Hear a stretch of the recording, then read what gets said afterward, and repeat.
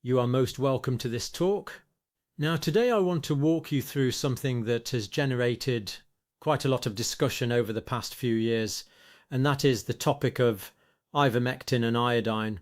Two very different substances, both with established medical uses, but both have been at the centre of considerable debate when it comes to their potential applications beyond their traditional roles.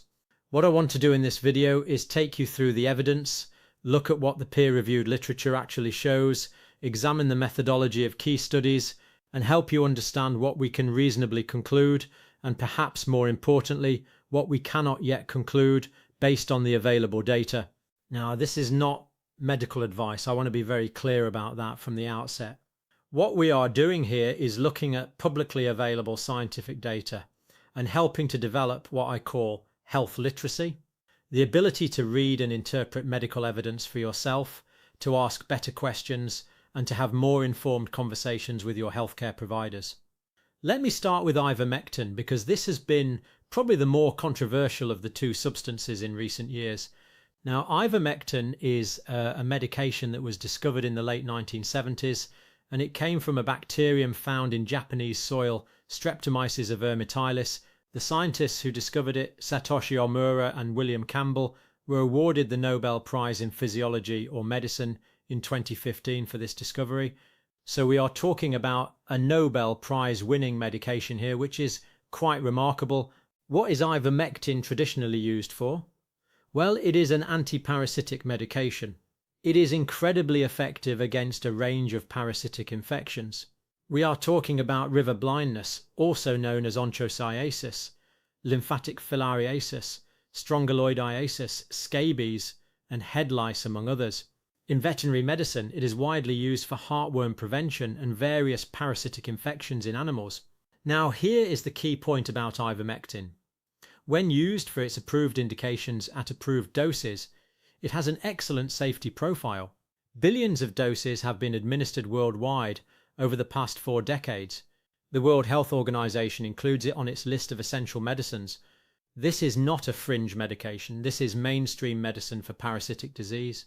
The controversy began in 2020 when laboratory studies, what we call in vitro studies, suggested that ivermectin might have antiviral properties against the virus that causes the condition. We have been dealing with globally. Now, let me be very careful here because this is where methodology matters enormously. In vitro means in glass, in a laboratory dish. Cells in a petri dish are not the same as a human body.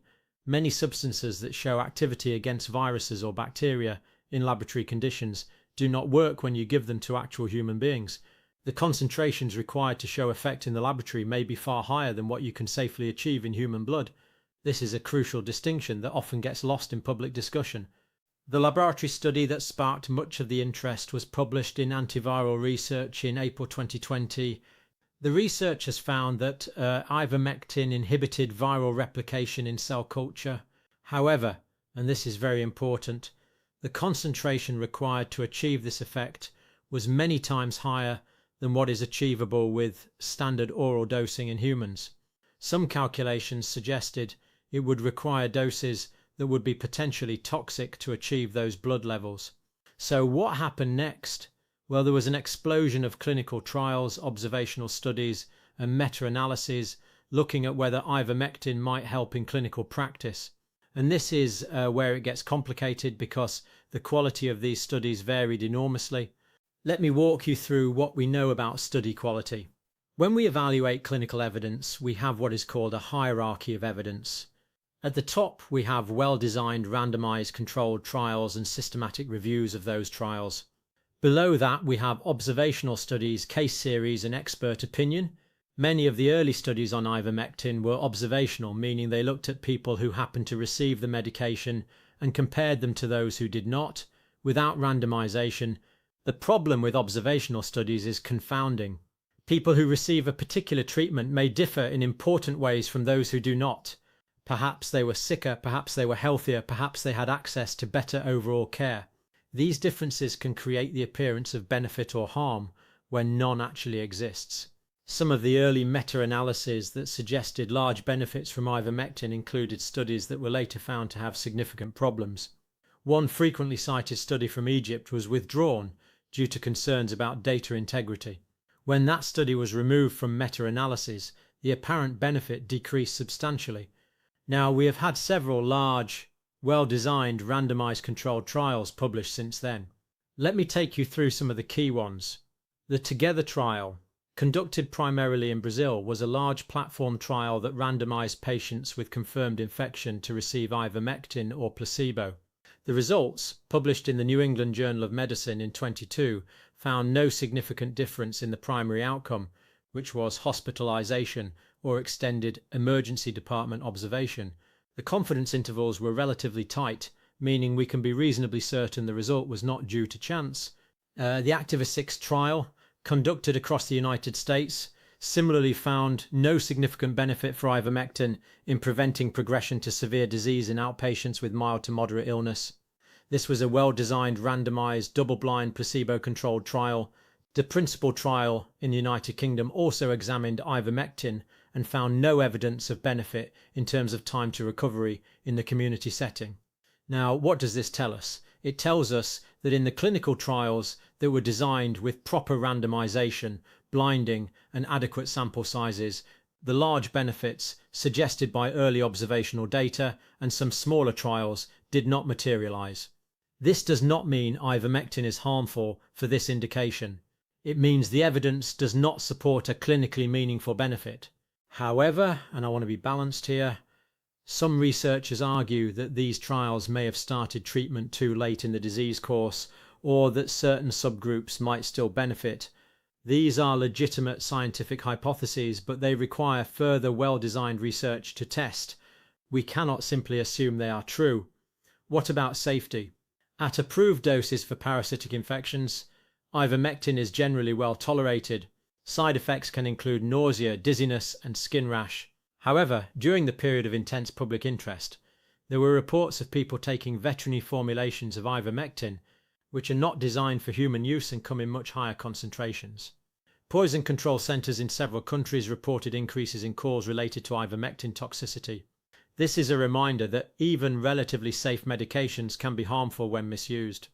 Now let me turn to iodine, which is a rather different substance with its own interesting story. Iodine is an essential trace element. Your body cannot make it, so you must obtain it from your diet. It is absolutely critical for thyroid function. Your thyroid gland uses iodine to produce thyroid hormones, specifically thyroxine and triiodothyronine, which regulate metabolism throughout your body. Iodine deficiency is a major global health problem. The World Health Organization estimates that about 2 billion people worldwide have insufficient iodine intake. Severe deficiency during pregnancy and early childhood can cause irreversible neurological damage and developmental delays. This is why many countries have implemented salt iodization programs, adding small amounts of iodine to table salt. The recommended daily intake of iodine for adults is about 150 micrograms. During pregnancy and breastfeeding, requirements increase to about 220 to 290 micrograms. Most people in countries with iodized salt or regular consumption of seafood meet these requirements without difficulty. Now, iodine also has well-established antimicrobial properties. Povidone-iodine, which you might know by brand names like betadine, is widely used as a topical antiseptic for wound care, surgical scrub, and skin preparation before procedures. This is mainstream evidence-based medicine. Here is where it gets interesting. Some researchers have investigated whether iodine-based products, particularly povidone-iodine, might be useful as nasal sprays or gargles to reduce viral load in the upper respiratory tract. The hypothesis is straightforward. If you could reduce the amount of virus in the nose and throat, you might reduce transmission and perhaps even disease severity. There have been some laboratory studies showing that povidone-iodine solutions can inactivate viruses, including coronaviruses, in test tube conditions. This is not surprising given iodine's known antimicrobial properties. The question is whether this translates to clinical benefit. Several small clinical trials have examined nasal and oral povidone-iodine. The results have been mixed. Some studies suggested reduced viral load in the short term after application. Others found no significant difference. The sample sizes have generally been small, and the clinical endpoints have varied between studies, making it difficult to draw firm conclusions. A systematic review published in 2022 looked at the available evidence and concluded that while povidone-iodine shows promise based on laboratory data, the clinical evidence remains insufficient to recommend routine use. More and larger trials were needed. Now, there are some important safety considerations with iodine. Unlike ivermectin, where the main concern is dosing, iodine has a narrower therapeutic window when it comes to systemic exposure. Excessive iodine intake can actually suppress thyroid function in some people, particularly those with pre-existing thyroid conditions. This is called the Wolff-Chaikoff effect. Topical use of dilute povidone-iodine in the nasal passages appears to be generally well tolerated in the short term, but long-term safety data are limited. The nasal mucosa is delicate tissue, and we need to be cautious about applying substances that could cause irritation or damage with repeated use. There is also a small but important subset of people who are allergic to iodine or iodine-containing compounds. For these individuals, even topical use could trigger allergic reactions. Let me talk about something important now, which is how these two substances, ivermectin and iodine, became linked in public discussion. During the pandemic, there was enormous interest in early treatment options, particularly before vaccines became widely available. People were searching for things they could do to protect themselves. Both ivermectin and povidone-iodine nasal sprays became popular in certain circles as potential preventive or early treatment measures. They were often discussed together as part of early treatment protocols that were circulating online and through some physician networks. I want to be careful here not to dismiss people's genuine concerns and desire to take action for their health. That motivation is understandable and even admirable. However, we must be honest about what the evidence does and does not show. The attraction of both substances is partly that they are relatively inexpensive, widely available, and have long safety records for their approved uses. The reasoning often goes something like this: these are safe medications, there is some laboratory evidence they might help, so why not try them? What is the harm? This is where I need to talk about what we call opportunity cost and the importance of proven interventions. If someone uses an unproven treatment and delays or avoids proven treatments, that is potentially harmful. If someone develops a false sense of security because they are taking unproven preventive measures, they might take fewer precautions and put themselves at greater risk. Additionally, even safe medications are not without cost. There is the financial cost of the medications themselves. There is the time and effort spent obtaining them. For ivermectin specifically, widespread use for unapproved indications created shortages for people who genuinely need it for parasitic infections. This is an often overlooked consequence of off-label enthusiasm. Let me now walk you through what I think is a balanced interpretation of the current evidence. For ivermectin, the large, well-designed randomized controlled trials have not shown clinically meaningful benefit for respiratory viral illness. The medication remains valuable and important for its approved antiparasitic indications. It should be prescribed by healthcare providers for appropriate indications at appropriate doses. Self-medicating with veterinary formulations is dangerous and should be avoided. For iodine-based preparations like povidone-iodine nasal sprays and gargles, the evidence is more preliminary. There is biological plausibility based on laboratory data, but clinical trials have not yet demonstrated clear benefit.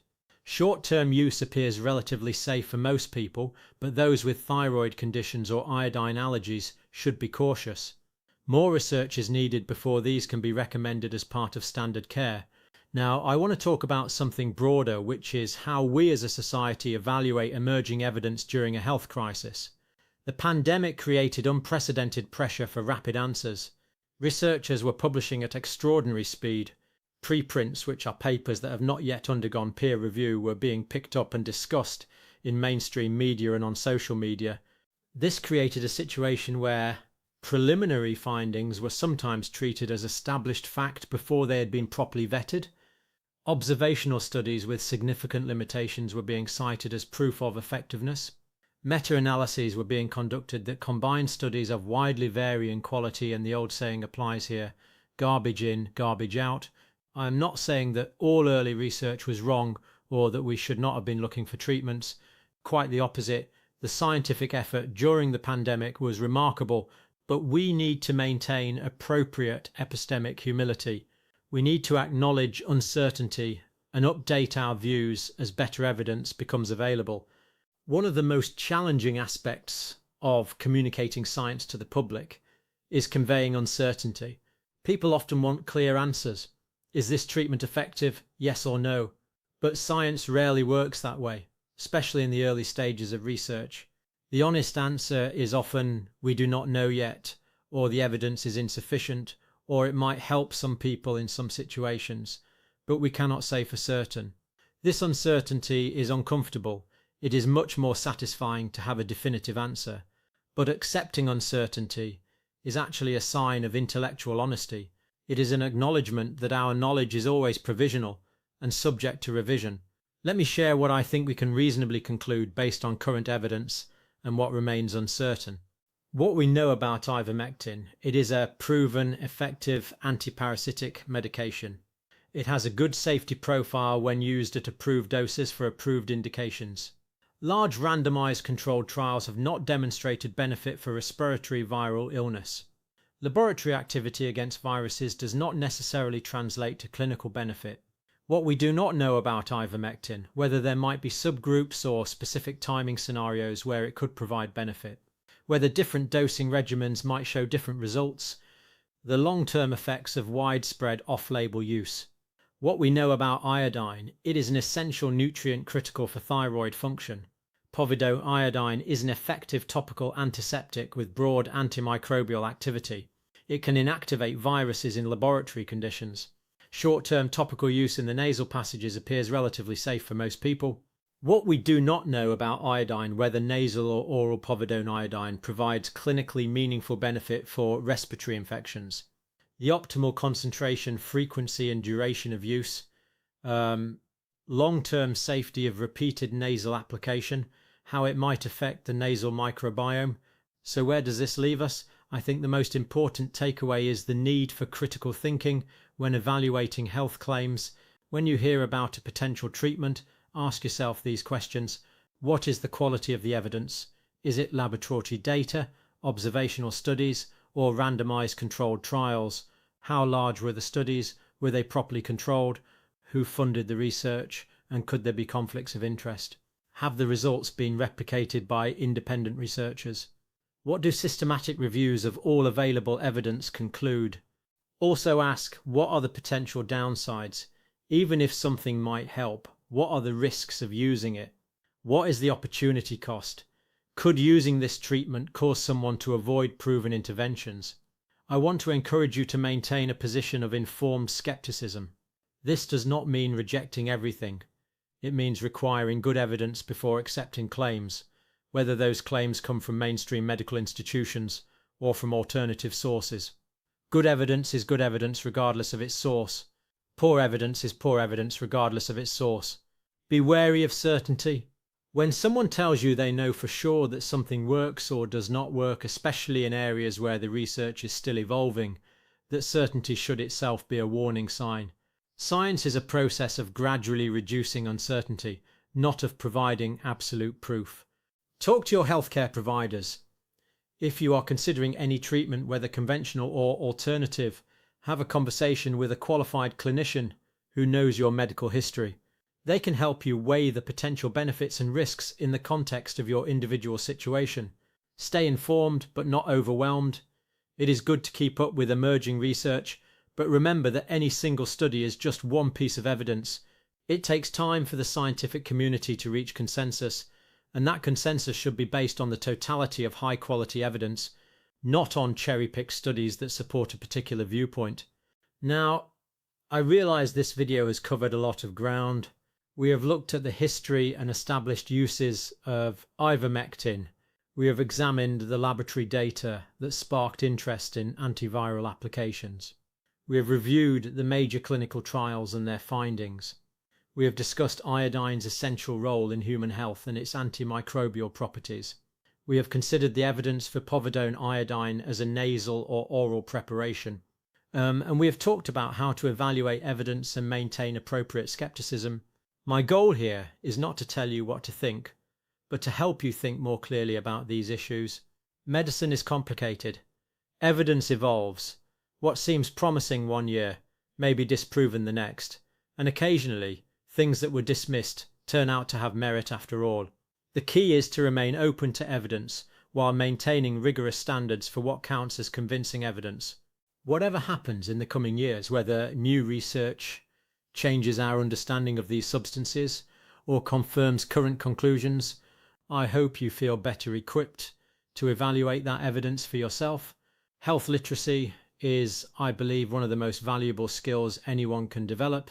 It empowers you to ask better questions, to participate more fully in decisions about your own health, and to navigate the sometimes confusing world of medical information. Thank you for staying with me through this discussion. Remember, if you have specific health concerns, please consult with a qualified healthcare professional who can provide advice tailored to your individual circumstances. This video is for educational and informational purposes only. It is not medical advice. If you have symptoms or concerns, please consult a qualified healthcare professional. We use publicly available data, and reputable sources and interpretations may evolve as new evidence emerges. Thank you for watching.